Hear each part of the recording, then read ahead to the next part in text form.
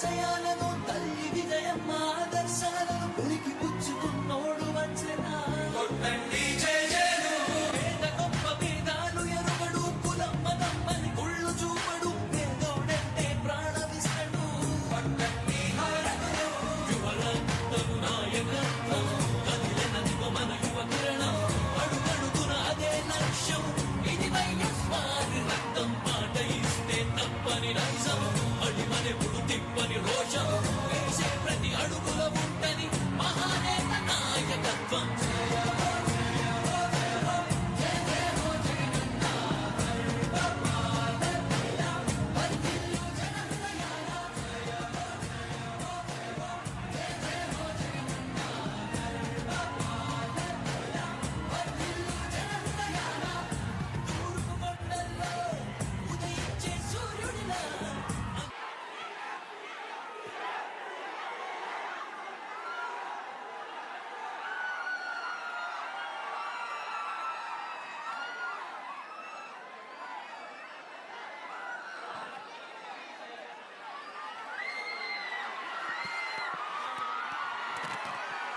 దివంగత నాయకుడు ముద్రగడ్డ పద్మనాభం గారికి అందరూ కూడా శ్రద్ధాంజలి.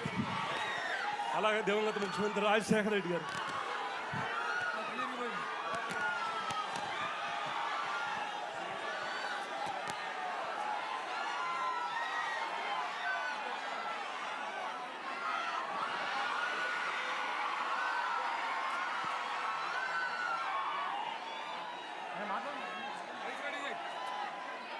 మైక్ రెడీ చేయి సార్ది.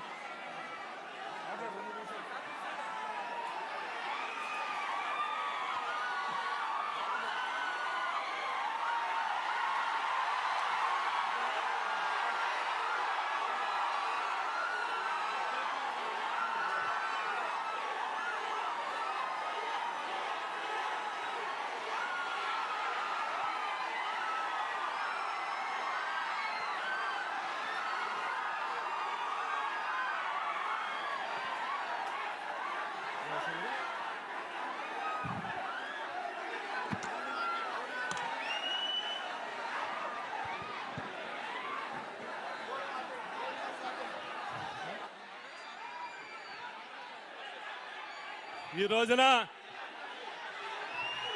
అందరూ నిశ్శబ్దంగా ఉండాలి.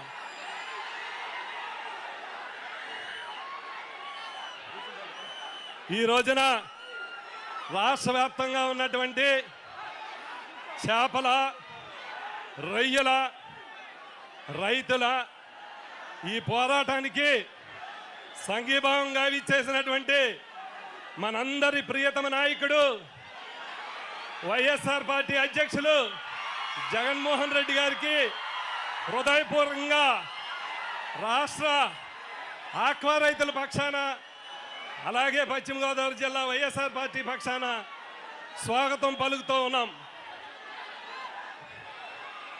ఎందుకంటే ఈ 2 సంవత్సరాల్లో చేపల, రొయ్యల రైతులు ఎప్పుడూ కనీవిని సంక్షోభాన్ని ఎదుర్కొంటూ ఉన్నారు.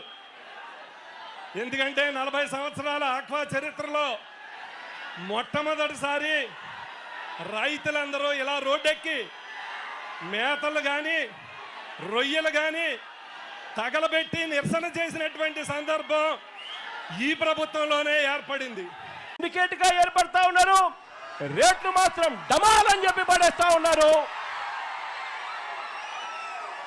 ఈ రాష్ట్రంలో చంద్రబాబు నాయుడు గారి సానుభూతి పరుల సిండికేట్ ఈరోజు ఈ రాష్ట్రాన్ని నడిపిస్తూ ఉంది. ఇలా రైతుల బతుకుల్ని ఈ సిండికేట్ చేతుల్లోనే నలిగిపోతా ఉన్న పరిస్థితులు ఈ రాష్ట్రంలో మనందరికీ కూడా కనిపిస్తూ ఉన్నాయి, మన కళ్ళ ఎదుటే. చంద్రబాబు గారు ఈ సీట్లోకి వచ్చారంటే చాలు ఈ సిండికేట్కు పండగే పండుగ.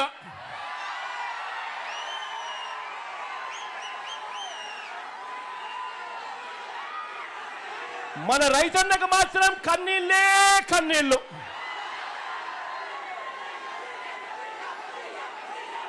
ఇలాంటి పరిస్థితి ఈ రాష్ట్రంలో ఉంది.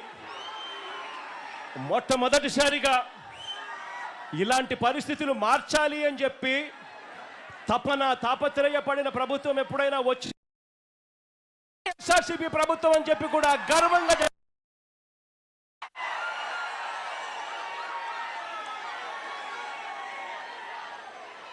మన పాలన ఎలా జరిగిందో కాస్త గుర్తు చేస్తాను.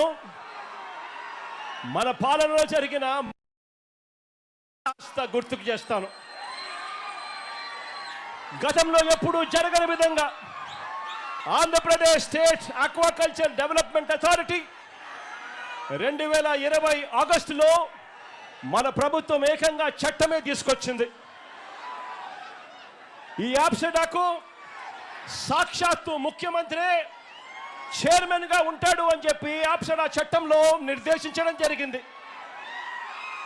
ఆక్వా రంగంలో ఒక రెగ్యులేటరీ బాడీని తీసుకొని వస్తే ఆ రెగ్యులేటరీ బాడీకి యాప్సెడా అని పేరు పెట్టి ఆ రెగ్యులేటరీ బాడీకి సీఎంఏ చైర్మన్ గా ఉంటూ సీడ్ రేట్లు, ఫీడ్ రేట్లు, మందుల రేట్లు, ప్రాసెసింగ్, కొనుగోలు ధరలు, మార్కెటింగ్, వీటిలో ఎక్కడ ఏ సమస్య వచ్చినా కూడా రైతాంగానికి నేరుగా తోడుగా ఉండేది ముఖ్యమంత్రి ఉంటాడు అని చెప్పి ఒక చట్టాన్ని తీసుకొని వచ్చి రైతులకు తోడుగా నిలబడ్డారు. కానీ ఈరోజు ఏం జరుగుతుంది? ఈరోజు అదే చట్టాన్ని చేస్తా ఉన్న పరిస్థితులు ఈరోజు రాష్ట్రంలో మన కంపెనీలన్నీ కూడా ఇష్టానుసారంగా ఫీడ్ ధరలు పెంచుకుంటూ పోతా ఉన్నారు.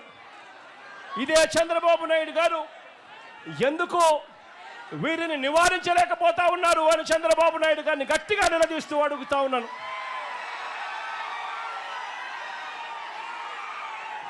కేవలం 4 నెలల కాలంలోనే అంటే మొన్న ఫిబ్రవరిలో ఒకసారి రేటు పెంచారు.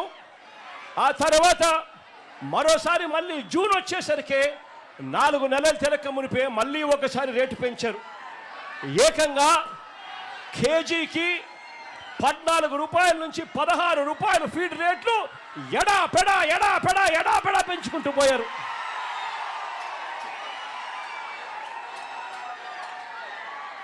రైతుల అంగీకారం లేకుండానే, రైతుల గోడు వినకుండానే ఆప్సెడా చట్టాన్ని ధిక్కరించి వీళ్ళు ఇష్టానుసారంగా రేట్లు పెంచుకుంటూ పోతా ఉన్నారు. ఆశ్చర్యం ఏమిటి అనంటే ఒకవైపున రేటు చూస్తే 4 నెలలు తిరక్క మునిపే ఏకంగా కేజీకి 14 రూపాయల నుంచి 16 రూపాయలు ఆక్వా రేట్లు, ఫీడ్ రేట్లు పెంచారు. పెంచి తూతూ మంత్రంగా చంద్రబాబు గారు చెప్పారు అనంటూ 2 రూపాయలు తగ్గించారు. నేను అడుగుతా ఉన్నాను, కేజీకి పెంచింది 4 నెలలు తిరక్క మునిపే 14 రూపాయల నుంచి 16 రూపాయలు పెంచింది ఎక్కడ? తగ్గించింది కేవలం ముష్టేసినట్టు 2 రూపాయలు తగ్గించడం అంటే ఏమిటి అని అడుగుతా ఉన్నా. ఇది ఎలా ఉంది అనంటే చంద్రబాబు నాయుడు గారి భాషలో చెప్పాలి అంటే 100 కొరడాల దెబ్బలు కాదు 98 కొరడాలే అని చెప్పినట్టుగా ఉంది చంద్రబాబు నాయుడు గారి భాషలో. నేను అడుగుతా ఉన్నాను, ఈరోజు ఆక్వా పంటలో ఫీడ్ ఖర్చు 60% కేవలం ఫీడ్ ఖర్చే ఈరోజు ఆక్వా పంటలో అవుతుంది. అలాంటిది ఇష్టానుసారంగా ఫీడ్ రేట్లు పెంచుకుంటూ పోతే రైతాంగం ఎలా బ్రతుకుతుంది అని చెప్పి నేను చంద్రబాబు నాయుడు గారి ప్రభుత్వాన్ని గట్టిగా నిలదీస్తూ అడుగుతా ఉన్నా. ఇదే ఫీడ్ తయారు చేసే కంపెనీ వాళ్ళు ఇదే ఫీడ్ తయారు చేసేందుకు వాడే ఈ సోయా, ఈ ఫిష్ మీలు, ఇతర మినరల్ మిక్స్చర్ రేట్లు పెరిగాయి కాబట్టి మేము రేట్లు పెంచుతా ఉన్నాము, పెంచక తప్పడం లేదు అని చెప్పి వీళ్ళు అంటా ఉన్నారు. నేను అడుగుతా ఉన్నా, మరి వీళ్ళు రేట్లు పెరిగినప్పుడు పెంచుతా ఉన్నప్పుడు ఆ రేట్లు తగ్గినప్పుడు మీరు తగ్గించారా అని అడుగుతా ఉన్నాను ఇదే చంద్రబాబు ప్రభుత్వాన్ని.